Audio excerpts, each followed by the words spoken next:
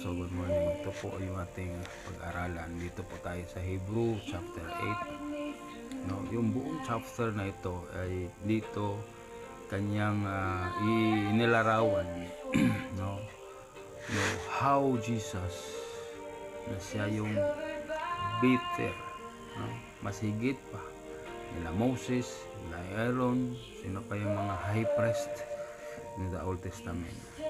Jesus' priesthood presents a new and bitter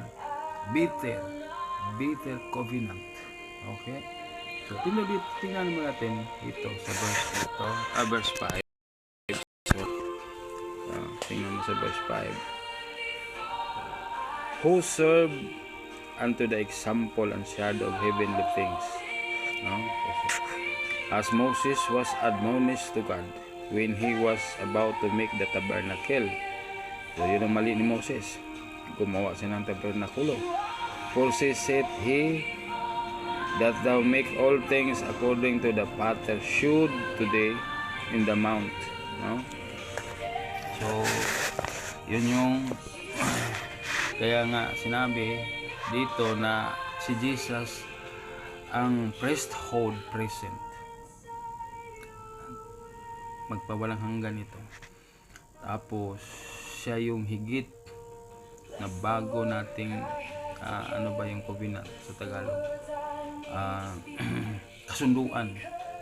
Siya yung bago nating kasunduan. At ang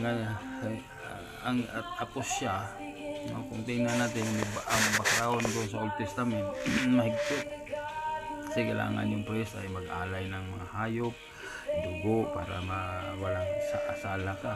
Pero sa si Jesus, hindi naman niya na yung mga walang kasalanan. Sabi nga sa 12, for I will am merciful to their unrighteousness. Mahabagin siya,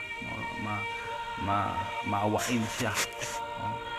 Ang sabi pa niya, under sins, under iniquities will I remember no more. So ano lang kailangan mo? Ang kailangan mo lang, receive Jesus, believe Jesus. No? Sabi niya for the sabi niya John 3:16, sabi niya no, for God so loved the world that He gave His only begotten Son. So sabi niya dito, that whosoever believe in Him should not perish but have everlasting life. Okay? So ang kailangan mo lang ay to believe and receive Jesus and grow matured in the Word of God. And then the mga promises na rito, mga yung pinangako niya dito ay para sa atin. No? Kaya po, Jesus presents a new and a better covenant. Kaya po, mga kapatid, serve the Lord. No? Pag-aralan natin ang kanyang salita, and then hingiin natin sa Kanya ang Kanyang tulong, ang Kanyang awa, ang Kanyang habag. So mga kapatid, sabi po dito sa 13, no? He that he said a new covenant, he had made the first old now, ngayon, that which decayed and wax old is ready to vanish away. Wala na yun. Wala na yung mga unang mga kapamaraanan.